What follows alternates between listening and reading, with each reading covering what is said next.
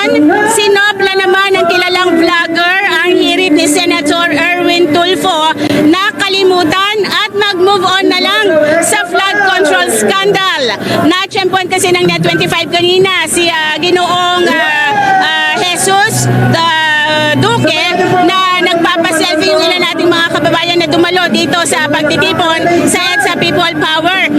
Kilala siya ng publiko dahil sa pagbubunyag ng mga maanomalyang flood control projects, particular sa Ilocos Norte na mismong probinsya pa ni Pangulong Marcos. Ay niya, nakikiisa siya sa pagtitipon ngayong araw kontra korupsyon sa EDSA People Power Monument dahil na rin sa hindi dapat makalimutan niya ang flood control scandal, kundi dapat itong imbestigahan.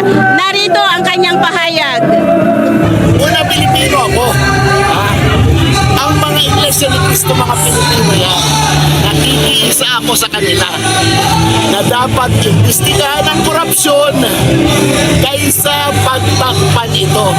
Napaka-importante na malaman ng taong bayan ang totoo.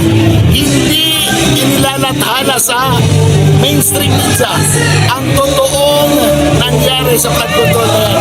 At kung patuloy na pagtatakpan yan, mananatiling malaya yung mga magnanakaw at mananatiling marami ang utang ang Pilipinas na binabayaran natin pero